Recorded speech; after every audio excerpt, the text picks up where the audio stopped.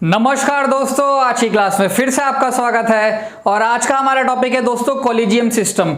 यानी कि दोस्तों आज की क्लास में हम लोग जानेंगे कि सुप्रीम कोर्ट के जजेस को कैसे अपॉइंट किया जाता है। आज की क्लास दोस्तों बहुत ही इंपॉर्टेंट क्लास है, चाहे आप बात कर लें यूपीएससी एग्जाम की, चाहे एसएससी की, या फिर जुडिशियल एग्जाम की, यानी जो जुडिशरी के एग्जाम्स होते हैं उसमें भी ये टॉपिक पूछा जाता है। एंड दोस्तों आज की क्लास को हम बहुत ही ज्यादा डिटेल में करेंगे। हम सारी कहानी जानेंगे दोस्तों कि कॉलेजियम सिस्टम हमारे देश में कैसे लाया गया, क्यों लाया गया। मैं आपको सारी कहानी बताऊंगा, इंदिरा गांधी जी का रोल बताऊंगा, इसमें बेसिक स्ट्रक्चर डॉक्ट्रिन के बारे में डिस्कस करेंगे थोड़ा सा। 3 जजेस केस जो है सुप्रीम कोर्ट के, उन सबको डिस्कस करेंगे। That SP Gupta case, second जजेस case, that SCAORA versus union of India, and last में फिर जो प्रेसिडेंट रेफरेंस का केस है 1998 का, उसको भी हम डिस्कस करेंगे। तो चलिए दोस्तों स्टार्ट करते हैं आज की क्लास को। दोस्तों मैं आपसे रिक्वेस्ट करूंगा कि आज की क्लास को आप स्टार्टिंग से लेकर एंड तक देखना, ताकि आपको सारी स्टोरी समझ आ जाए एंड फिर आपको ये सारी बातें याद हो जाएंगी। तो दोस्तों अगर हमें बात करनी है सुप्रीम कोर्ट के बारे में, तो सुप्रीम कोर्ट के दोस्तों आर्टिकल्स दे रखे हैं हमारे संविधान में 124 से लेकर 147। इसके बीच में दोस्तों सुप्रीम कोर्ट की सारी कहानी लिख रखी है। अब दोस्तों अगर हमें बात करनी है अपॉइंटमेंट की, सुप्रीम कोर्ट के जज को कैसे अपॉइंट किया जाता है, तो उसके लिए हमें दोस्तों आर्टिकल 124 देखना पड़ेगा। आर्टिकल 124 हमारे संविधान का है ना, इसी में सुप्रीम कोर्ट के जजेस की अपॉइंटमेंट के बारे में दे रखा है। बट उससे पहले दोस्तों हम एक लाइन समझते हैं। इसमें लिखा है, आर्टिकल 124 में दे रखा है that there shall be supreme court of India. ठीक है, कि हमारे देश में सुप्रीम कोर्ट होना चाहिए। एंड उसके बाद दोस्तों इसमें दूसरी लाइन क्या लिखी है कि सुप्रीम कोर्ट होना चाहिए, प्लस उसके अंदर क्या होना चाहिए, एक चीफ जस्टिस ऑफ इंडिया होना चाहिए, यानी एक चीफ जस्टिस होने चाहिए सुप्रीम कोर्ट के अंदर, एंड नंबर ऑफ जजेस होने चाहिए। कुछ नंबर ऑफ जजेस का मतलब दोस्तों कि कुछ एक्स्ट्रा जजेस होने चाहिए, मतलब चीफ जस्टिस के अलावा कुछ और भी सीनियर जजेस होने चाहिए, ताकि सुप्रीम कोर्ट की फंक्शनिंग अच्छे से कर सकें। अब दोस्तों जो नंबर ऑफ जजेस है ना, ये लिख रखा है, ये डिसाइड कौन करेगा कि कितने जजेस होने चाहिए सुप्रीम कोर्ट के अंदर। तो दोस्तों अगर आपको डिसाइड करना है कि कितने जजेस होने चाहिए सुप्रीम कोर्ट में, तो वो सिर्फ और सिर्फ पार्लियामेंट कर सकती है कानून बनाकर। यानी पार्लियामेंट बाय लॉ क्या डिसाइड करेगा दोस्तों कि कितने जज होने चाहिए सुप्रीम कोर्ट के अंदर। दोस्तों जब हमारा संविधान मतलब बनाया गया था ना, मतलब आप कह सकते हैं देश आजाद होने के बाद 1950 के बाद से अगर आप कहें, तो सुप्रीम कोर्ट के अंदर दोस्तों आपको पता है कितने जजेस थे, 7+1 यानी 7 जजेस थे, एंड एक चीफ जस्टिस ऑफ इंडिया थे। आज के टाइम में दोस्तों 33+1 है, यानी कि टोटल 34 जजेस हैं, एक चीफ जस्टिस है, एंड 33 क्या है नंबर ऑफ जजेस।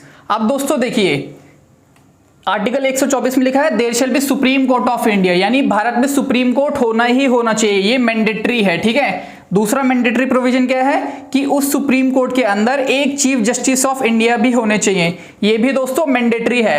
अब ये चीज दोस्तों मैंडेटरी नहीं है, मैंडेटरी इन द सेंस कि कितना नंबर होना चाहिए जजेस का ये फिक्स नहीं है, ये डिपेंड करता है पार्लियामेंट के ऊपर। पार्लियामेंट इसमें छेड़खानी कर सकती है, इसलिए दोस्तों आप इसको एग्जैक्टली मैंडेटरी नहीं कह सकते, क्योंकि नंबर फिक्स नहीं है। पार्लियामेंट जब चाहेगी इसको ऊपर नीचे कर सकती है।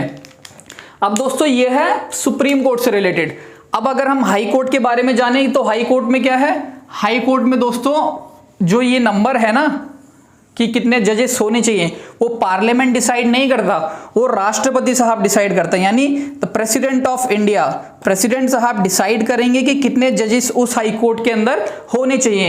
एंड प्रेसिडेंट साहब से दोस्तों आपको पता है क्या मतलब है, दैट यूनियन गवर्नमेंट, क्योंकि प्रेसिडेंट साहब सिर्फ वही करते हैं जो उनको यूनियन काउंसिल ऑफ मिनिस्टर्स करने को कहते हैं। इन्हीं की एडवाइस के ऊपर प्रेसिडेंट साहब डिसीजंस लेते हैं। तो हाई कोर्ट में आप कह सकते हैं कि कितने जजेस होने चाहिए कौन डिसाइड करता है, हमारी यूनियन गवर्नमेंट डिसाइड करती है। तो दोस्तों ये बेसिक सा एक प्रोविजन दे रखा है आर्टिकल 124 में। अब इसमें एक सेकंड प्रोविजन भी दे रखा है जो कि अपॉइंटमेंट से रिलेटेड है। एंड दोस्तों वही इंपॉर्टेंट प्रोविजन है जिसको आज हम डिस्कस करेंगे पूरी क्लास के अंदर। ये तो दोस्तों मैंने इसका पहला प्रोविजन आपको बता दिया ताकि आपको पता रहे कि सुप्रीम कोर्ट में अगर नंबर ऑफ जजेस को इंक्रीज करना है या डिक्रीज करना है तो वो पार्लियामेंट कर सकती है। अब दोस्तों आर्टिकल 124 में दे रखा है कि एवरी जज ऑफ द सुप्रीम कोर्ट, ठीक है, यानी जो भी सुप्रीम कोर्ट के अंदर जजेस हैं ना, उनको अपॉइंट कौन करेगा दोस्तों, एवरी जज of the Supreme Court shall be appointed by the president साहब, okay, that means shall be appointed by the president of India. President of India shall every जज of the Supreme Court appointed, ठीक है, कौन करेगा? President of India. उसके बाद दोस्तों कैसे करेंगे वो? In consultation with the Chief justice of India. अब दोस्तों यहां पर यही लाइन है जिसकी वजह से कोलिजियम सिस्टम हमारे देश में बनाया गया, consultation with chief justice of India. अब दोस्तों देखिए इस आर्टिकल को ध्यान से समझिए, इसमें दे रखा है कि जो भी सुप्रीम कोर्ट के अंदर जजेस है ना, उनको अपॉइंट कौन करेगा? हमारे राष्ट्रपति साहब उनको अपॉइंट करेंगे सुप्रीम कोर्ट में, ताकि वो अच्छे से काम कर सकें। अब दोस्तों बट इसमें एक लाइन और लिख रखी है, इन consultation with the Chief justice of India. अब मान लीजिए दोस्तों कि इन्होंने कंसल्ट तो किया, मान लीजिए सुप्रीम कोर्ट के जज ने, मतलब ये चीफ जस्टिस साहब है, इन्होंने बोला कि ए पर्सन को अपॉइंट करना चाहिए, बट प्रेसिडेंट साहब ने ए को अपॉइंट नहीं किया, ए के बदले बी को अपॉइंट कर दिया सुप्रीम कोर्ट के जज के तौर पर। क्योंकि दोस्तों इसमें सिर्फ कंसल्टेशन लिखा है, कहीं पर ऐसा तो लिखा नहीं कि चीफ जस्टिस साहब जो कंसल्टेशन देंगे वो बाइंडिंग होगा, यानी राष्ट्रपति साहब को वो मानना ही मानना है, ये लाइन तो कहीं दे नहीं रखी। बट दोस्तों जो मतलब बाकी इस फील्ड के एक्सपर्ट्स हैं ना, मतलब जो लॉयर्स हैं, एडवोकेट्स हैं, वो एक क्वेश्चन उठाते हैं कि अगर ये कंसल्टेशन मैंडेटरी नहीं होती तो फिर ये लाइन लिखते ही क्यों हमारे फाउंडिंग फादर्स इस आर्टिकल में? अगर ऐसा होता है कि सिर्फ राष्ट्रपति साहब को ही डिसीजन लेना है तो आर्टिकल यहीं पे खत्म कर देना चाहिए कि एवरी जज of the Supreme Court shall B means appointed by the president of India, full stop. इसके आगे बात लिखनी नहीं चाहिए थी कि इन consultation with the Chief justice of India, क्योंकि प्रेसिडेंट साहब तो इनकी बात मान ही नहीं रहे हैं, तो फिर ये लाइन लिखने का फायदा क्या हुआ?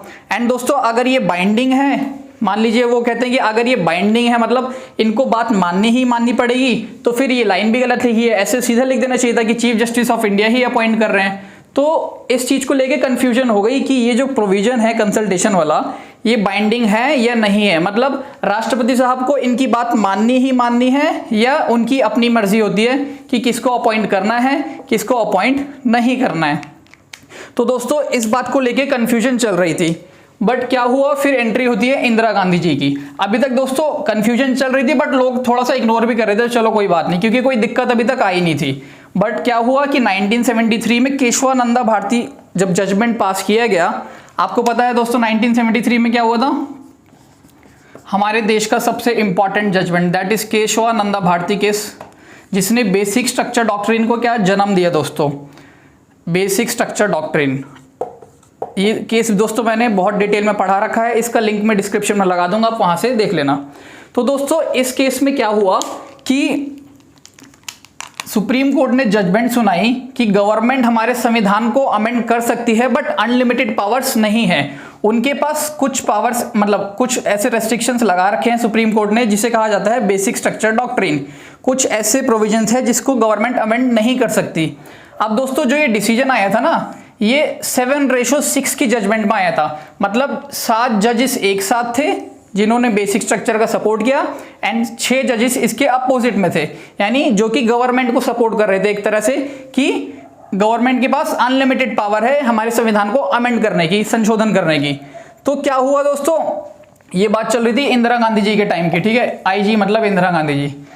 तो आपको पता है कि इंदिरा गांधी जी ने हमारे संविधान में काफी सारी छेड़खानी करी थी जब वो प्रधानमंत्री थी हमारे देश की।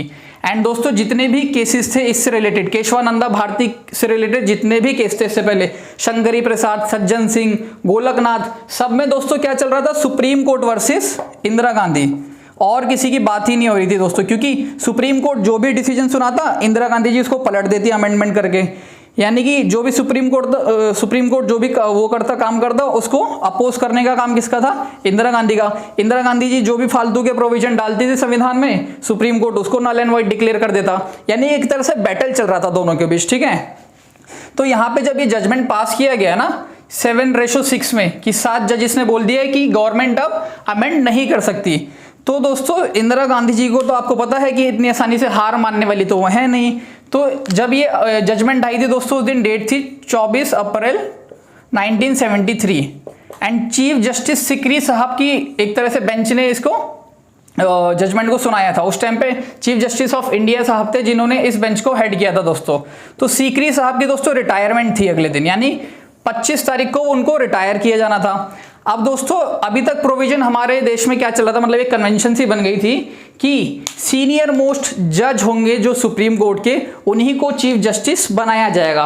1973 से दोस्तों ये कहानी हमारे देश में चल रही थी कि जो भी सीनियर जज है उसको क्या किया जाएगा, उसको चीफ जस्टिस बनाया जाएगा। तो क्या हुआ कि जब ये रिटायर हुए, सीकरी साहब रिटायर हुए ना, तो इंदिरा गांधी तो वैसे ही गुस्सा थी, किससे, इंदिरा गांधी जी गुस्सा हो रखी थी सुप्रीम कोर्ट से, तो ये चाहती थी जुडिशरी को कंट्रोल करना कि सुप्रीम कोर्ट भी इन्हीं की बात माने। तो दोस्तों इन्होंने क्या किया कि अभी मैं आपको एक कहानी बताता हूँ इससे रिलेटेड।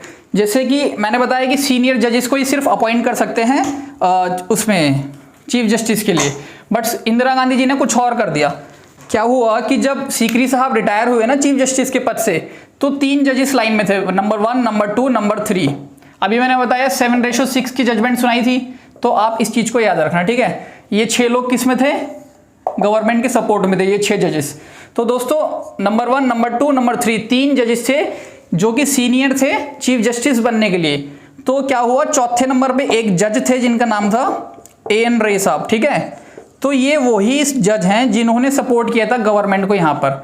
तो इंदिरा गांधी जी ने क्या किया कि इनको उठा के बना दिया चीफ जस्टिस ऑफ इंडिया, यानी कि आप देख रहे हैं 3 सीनियर जजेस को बाईपास कर दिया, इनको भी नहीं बनाया, इनको भी नहीं बनाया, इनको भी नहीं बनाया। किसको चीफ जस्टिस बना दिया, A.N. रे साहब को चीफ जस्टिस बना दिया 1973 में।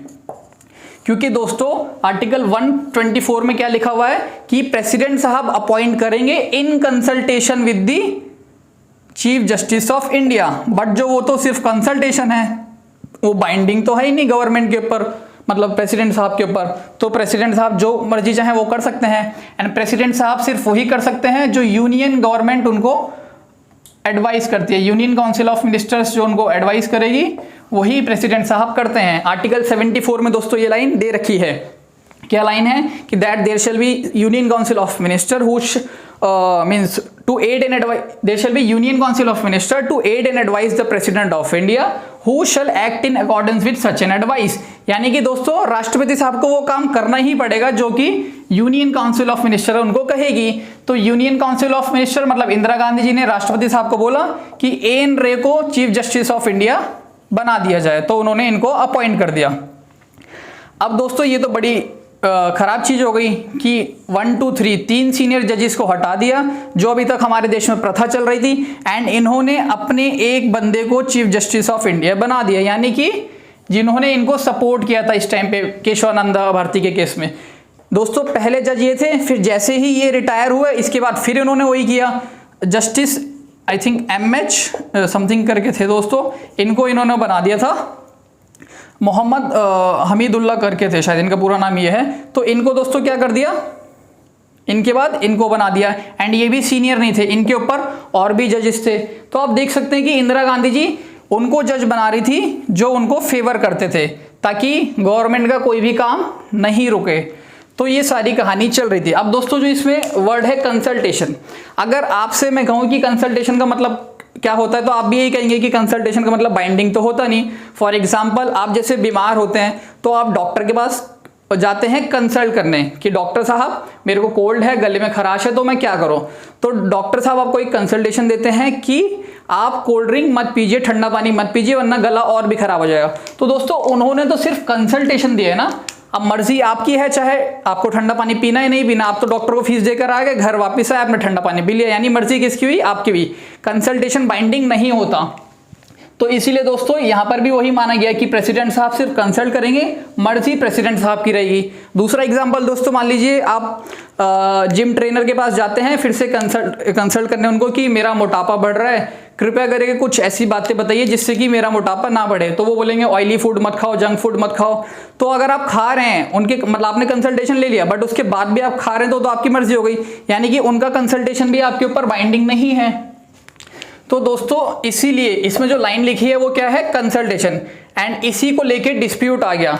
डिस्प्यूट दोस्तों 1973 के बाद आना स्टार्ट हुआ जब इंदिरा गांधी जी ने इनको अपॉइंट कर दिया, A.N. रे को चीफ जस्टिस ऑफ इंडिया बना दिया, तो डिस्प्यूट स्टार्ट हो गया।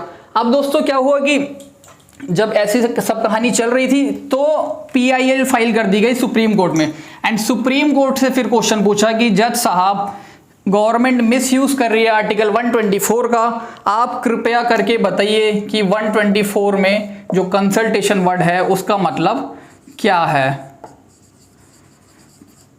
मतलब कंसल्टेशन जो है वो बाइंडिंग है या बाइंडिंग नहीं है, राष्ट्रपति साहब के ऊपर इस बात का मार्गदर्शन करिए जज साहब, हम लोगों को कंफ्यूजन हो रही है। तो दोस्तों मान लीजिए कंसल्टेशन है मतलब बाइंडिंग है, तो क्या हो गया, तब तो चीफ जस्टिस साहब की एक तरह से पावर आप कह सकते हैं ज़्यादा है, एंड अगर बाइंडिंग नहीं है तो प्रेसिडेंट साहब की ज़्यादा है। यानी कि अगर बाइंडिंग है तो एक तरह से आप कह सकते हैं कि चीफ जस्टिस ऑफ इंडिया ही अपॉइंट कर रहे हैं, प्रेसिडेंट साहब की वहाँ पे कोई भी इज्जत नहीं है, वो एक तरह से रबर स्टैंप है सिर्फ। उसके बाद दोस्तों अगर बाइंडिंग नहीं है तो चीफ जस्टिस ऑफ इंडिया को कंसल्ट ही क्यों किया जा रहा है। फाउंडिंग फादर्स ने अगर ये लाइन लिखी है तो कुछ सोच के ही लिखी है ना, वो सारे भी तो बड़े बड़े वकील थे, अंबेडकर साहब से ज्ञानी तो शायद आज भी कोई नहीं है हमारे भारत देश में दोस्तों। तो इसलिए सुप्रीम कोर्ट में PIL फाइल कर दी दोस्तों, एंड इसे कहा जाता है फर्स्ट जजिस case, SP Gupta versus union of India, ये केस का दोस्तों नाम है। इस केस में PIL फाइल करी गई एंड उसमें पूछा गया जज साहब से कि सुप्रीम कोर्ट से मतलब क्वेश्चन पूछा गया कि जो कंसल्टेशन है ये बाइंडिंग है या बाइंडिंग नहीं है। तो दोस्तों इसे फर्स्ट जजिस केस भी कहा जाता है, क्योंकि जज के अपॉइंटमेंट के रिलेटेड है ना, इसलिए इसे फर्स्ट जजिस केस कहा जाता है। SP Gupta versus union of India 1981 से लेकर 1982 आप कह सकते हैं, ठीक है, इस टाइम की ये बात है। तो दोस्तों इस केस में क्या हुआ कि सुप्रीम कोर्ट ने बोला कि ये जो कंसल्टेशन है ये बाइंडिंग नहीं है, यानी राष्ट्रपति साहब की मर्जी है कि वो किसको अपॉइंट करना चाहते हैं या किसको अपॉइंट करना नहीं चाहते हैं। चीफ जस्टिस साहब सिर्फ कंसल्ट अपना मतलब एक तरह से ओपिनियन दे सकते हैं, बाकी जो भी डिसीजन लेना है वो किसको लेना है, राष्ट्रपति साहब को। ये दोस्तों SP गुप्ता केस में कहा था सुप्रीम कोर्ट ने, SP Gupta versus union of India first जजिस केस।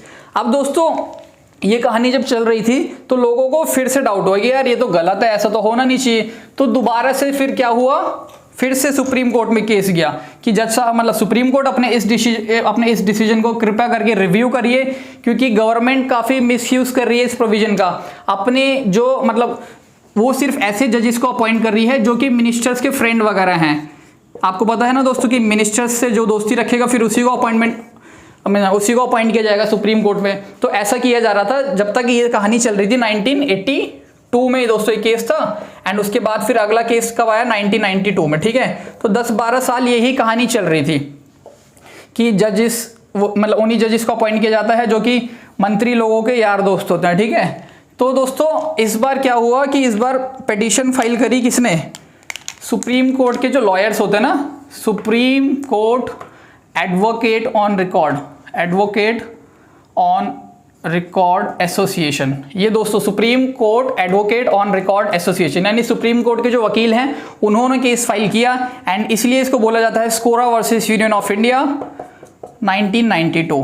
तो इस केस में दोस्तों क्या हुआ कि सुप्रीम कोर्ट ने बोला कि जो ये प्रेसिडेंट साहब कंसल्टेशन ले रहे हैं ना, ये एक तरह से बाइंडिंग कर दिया। कोलिजियम सिस्टम का दोस्तों आप कह सकते हैं जन्म इसी केस के थ्रू हुआ। इस केस के बाद ही हमारे देश में कोलिजियम सिस्टम आया। कोलिजियम मतलब COLLEGIUM, ठीक है। तो इसमें क्या हुआ, सुप्रीम कोर्ट ने बोला कि राष्ट्रपति साहब क्या कर रहे हैं, अपॉइंट कर रहे हैं, ठीक है, यहां तक ठीक है। सुप्रीम कोर्ट ने बोला अब एक बात बताइए कि जुडिशरी की ज्यादा नॉलेज किसको है, प्रेसिडेंट को है या चीफ जस्टिस को है, यानी कि ज्यादा ज्ञान किसको है कानून से रिलेटेड। लॉ का दोस्तों न्याय कौन करता है, न्यायपालिका करती है ना, तो न्याय का ज्यादा ज्ञान किसको है, इनको है, यानी जजिस की ज्यादा जानकारी किसको है, चीफ जस्टिस को है। तो प्रेसिडेंट साहब कौन होते हैं कि इनकी बात ना सुन के अपनी मर्जी से किसी को भी ऐरे गैरे को अपॉइंट करने की। तो दोस्तों सुप्रीम कोर्ट ने बोल दिया कि ये हमारा आपस का मामला है, यानी ये प्राइमल अफेयर्स है दोस्तों, कि सुप्रीम कोर्ट ने बोला ये हमारे, जैसे कहते हैं कि हमारे घर का मामला है, कृपा करके आप इससे दूर रहें। तो यहाँ पर भी दोस्तों यही हुआ कि ये हमारा प्राइमल अफेयर्स है, यानी हमारे अपने सुप्रीम कोर्ट की बात है, प्रेसिडेंट साहब का इसमें कोई रोल नहीं होना चाहिए। ये दोस्तों ये जुडिशरी है, एंड वो क्या है, एग्जीक्यूटिव है। एग्जीक्यूटिव मतलब इनका काम है कानून को लागू करने का, एंड ये दोस्तों इंटरप्रेट करते हैं, जो जुडिशरी है वो इंटरप्रेट करते हैं कानून को, यानी कानून को चेक करते हैं कि सही कानून है या गलत कानून है हमारे संविधान के हिसाब से।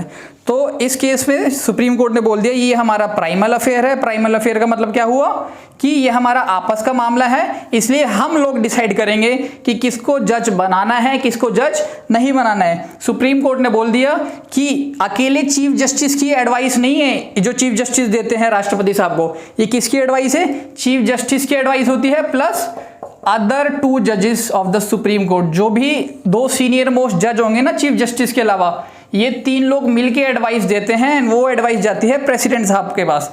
एंड अब दोस्तों इन्होंने बोल दिया है कि प्रेसिडेंट साहब अगर आपको हमारी रिकमेंडेशन को मतलब अपॉइंट करना है तो कृपया करके करिए, एंड अगर नहीं करना है तो कृपया करके वैलिड रीजन दीजिए कि हमारी रिकमेंडेशन जो हमने दिए हैं उसको आप रिजेक्ट क्यों कर रहे हैं, ऐसे हवा में फायर नहीं कर सकते अब आप। तो दोस्तों ये है सेकंड जजेस case, that is SCAORA versus union of India 1992। अब दोस्तों यहां पर ऐसा क्यों बोला सुप्रीम कोर्ट ने, हमारे संविधान में एक आर्टिकल दे रखा है आर्टिकल 50, ठीक है। आर्टिकल 50 कहता है कि एग्जीक्यूटिव एंड जुडिशरी को अलग अलग रहना है, एक दूसरे के काम में टांग नहीं अड़ानी, यानी इन दोनों का सेपरेशन होना चाहिए। किसका सेपरेशन, एग्जीक्यूटिव का सेपरेशन प्लस किसका सेपरेशन दोस्तों, जुडिशरी का। यानी कि जो लोग ये एग्जीक्यूटिव में दोस्तों कौन आते हैं, मिनिस्टर्स लोग आते हैं, जैसे यूनियन काउंसिल ऑफ मिनिस्टर्स हो गए, प्रेसिडेंट साहब हो गए, ये सब एग्जीक्यूटिव के अंदर आते हैं। एंड जुडिशरी तो आपको पता ही है हमारे जज लोग जो हैं। तो आर्टिकल 50 क्या कहता है कि इन दोनों को एक दूसरे के काम में टांग नहीं अड़ानी, ये अपना काम करते रहें, ये अपना काम करते रहें। एंड दोस्तों यहाँ पे सुप्रीम कोर्ट के जजेस का अपॉइंटमेंट किया जा रहा है, और अपॉइंटमेंट कौन कर रहा है, एग्जीक्यूटिव कर रहे थे अभी तक, तो जब इससे पहले वाला केस था तो सुप्रीम कोर्ट ने यही बोला कि ये हमारे आर्टिकल 50 का वायोलेशन है। एंड आर्टिकल 50 दोस्तों बेसिक स्ट्रक्चर डॉक्ट्रिन बना रखा है, यानी कि गवर्नमेंट इसको अमेंड करके चेंज नहीं कर सकती। ये हमारे संविधान का बहुत इंपॉर्टेंट प्रोविजन है कि एग्जीक्यूटिव को इनके काम में टांग नहीं अड़ानी है, जुडिशरी को इनके काम में टांग नहीं अड़ानी, दोनों अपना अपना काम शांति से करते रहें, तभी देश आगे बढ़ेगा। तो दोस्तों ये आर्टिकल 50 है, एंड सुप्रीम कोर्ट ने इसलिए इस आर्टिकल का यूज किया एंड बोला कि अब से इनकी जो रिकमेंडेशन है वो बाइंडिंग है प्रेसिडेंट साहब के ऊपर। तो दोस्तों इसे सेकंड जजेस केस भी कहते हैं, supreme Court advocate on record association versus union of India 1992। तो सुप्रीम कोर्ट ने इसमें ये जजमेंट दी कि अब से जो भी कंसल्टेशन होगी इनकी, मतलब जो भी कंसल्ट करेंगे राष्ट्रपति साहब चीफ जस्टिस से, उनको उनकी बात माननी पड़ेगी, ठीक है। सुप्रीम कोर्ट ने बोल दिया कि कंसल्टेशन का मतलब हो गया कॉन्करेंस, एक तरह से रिप्लेस कर दिया आप कह सकते हैं वर्ड। कंसल्टेशन था ना पहले, तो कंसल्टेशन को हटा के क्या कर दिया, कॉन्करेंस। कॉन्करेंस का मतलब दोस्तों क्या होता है, सहमति, यानी कि अब वो जब तक राष्ट्रपति साहब अब एक तरह से चीफ जस्टिस साहब भी सहमत होने चाहिए तभी अपॉइंटमेंट होगी, वरना अपॉइंटमेंट नहीं होगी। तो दोस्तों ये सुप्रीम कोर्ट ने अपनी सेकंड जजेस केस में बोला, दैट इज कोरा वर्सेस यूनियन ऑफ इंडिया। अब दोस्तों थर्ड जजेस केस है।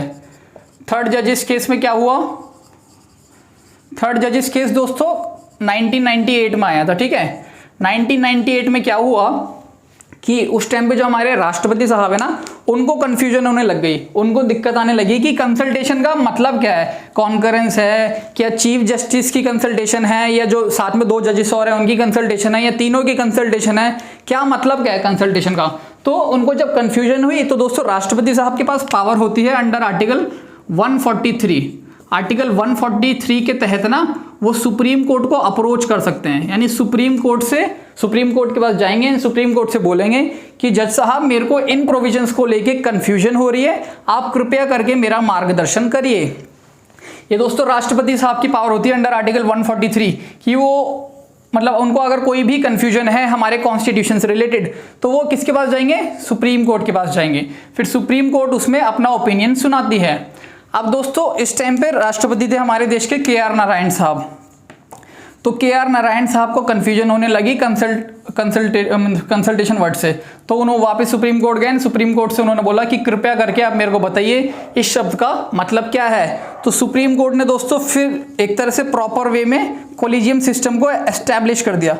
सुप्रीम कोर्ट ने बोला कि राष्ट्रपति साहब उन जजेस को अपॉइंट करेंगे जो कोलिजियम सिस्टम रेकमेंड करेगा, मतलब जो सुप्रीम कोर्ट का कोलिजियम है ना, जो मतलब सुप्रीम कोर्ट का जो कोलिजियम है, कोलिजियम जिन भी जजेस को रिकमेंड करेगा राष्ट्रपति साहब सिर्फ उन्हीं को अपॉइंट करेंगे, एंड इसे दोस्तों कोलिजियम सिस्टम कहा जाता है। एंड इन्होंने एक्सपेंड कर दिया, सुप्रीम कोर्ट ने इस जजमेंट में कोलिजियम को एक्सपेंड कर दिया। पहले था दोस्तों 1+2, यानी कि एक चीफ जस्टिस बाकी 2 सीनियर मोस्ट जजेस।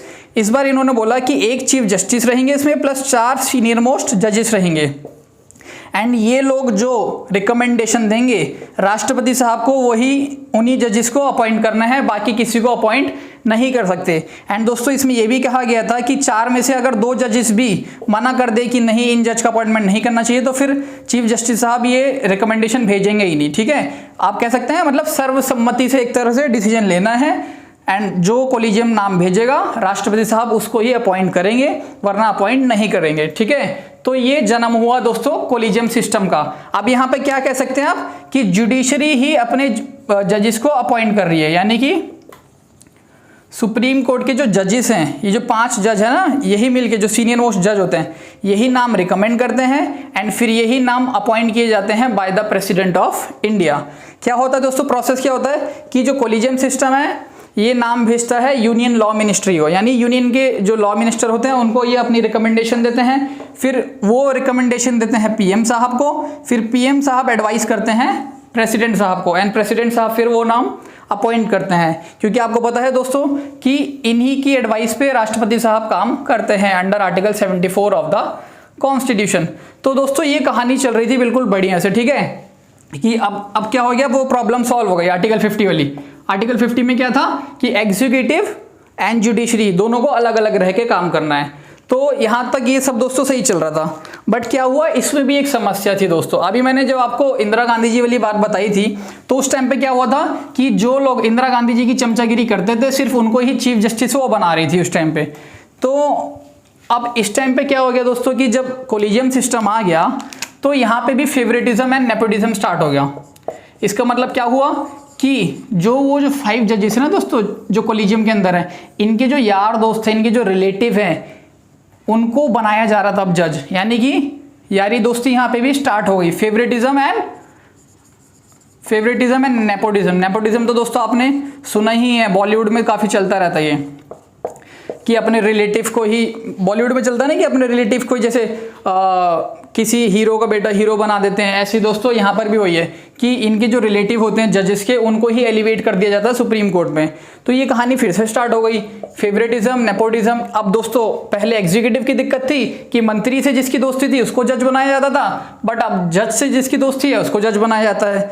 तो क्या हुआ दोस्तों कि पहले क्या हुआ, एग्जीक्यूटिव यानी जो मंत्री लोग बनाते थे, सुप्रीम कोर्ट ने बोला ये आप गलत कर रहे हैं, यानी कि हमें ये काम पसंद नहीं आया। अब दोस्तों जब ये स्टार्ट हो गया नेपोटिज्म, तो जो मंत्री लोग हैं यानी जो एग्जीक्यूटिव हैं वो क्या बोलते हैं कि जुडिशरी आप भी अब गलत काम कर रहे हो, नेपोटिज्म वगैरह, तो हमें ये काम भी पसंद नहीं आया।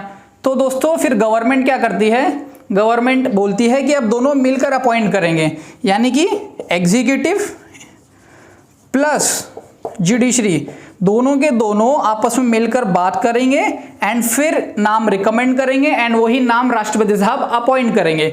इसलिए दोस्तों गवर्नमेंट ने क्या पास कर दिया, गवर्नमेंट ने पास कर दिया NJAC।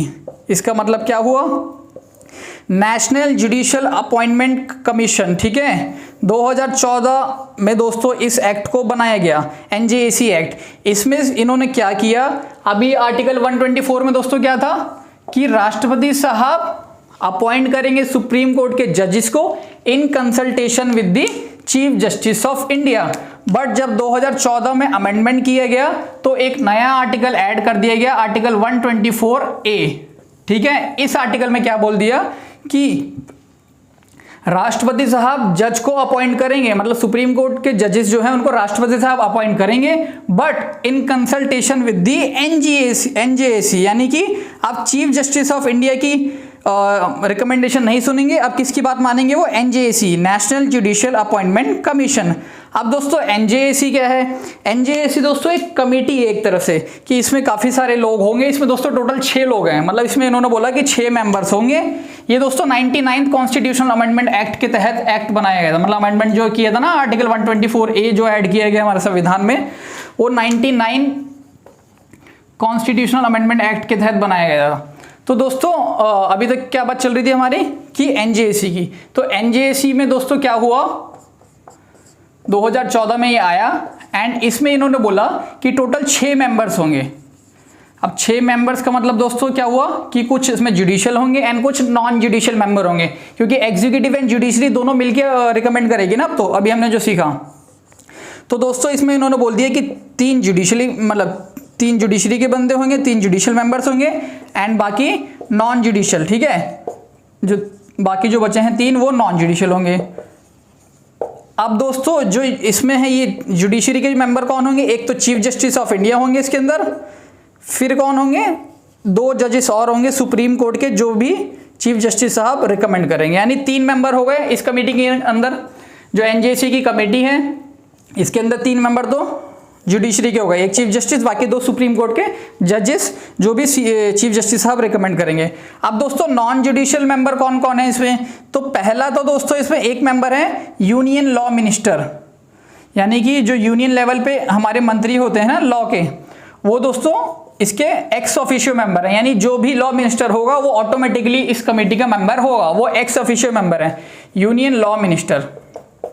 अब दोस्तों इसमें बोला गया कि 2 एमिनेंट पर्सन्स होंगे। अब एमिनेंट का मतलब एक तरह से कह लीजिए कि ज्ञानी व्यक्ति होंगे कोई भी, जिनके पास नॉलेज होगी, ठीक है। अब ये जो एमिनेंट है ना दोस्तों, इनको अपॉइंट करने के लिए, यानी कौन से ऐसे 2 व्यक्ति हैं जो इसमें आने चाहिए, इसके लिए एक अलग से कमेटी बनाई गई। मतलब क्या हुआ, एक 3 मेंबर का पैनल बनाया गया जिसके अंदर प्रधानमंत्री जी होंगे, चीफ जस्टिस ऑफ इंडिया होंगे एंड लीडर ऑफ ऑपोजिशन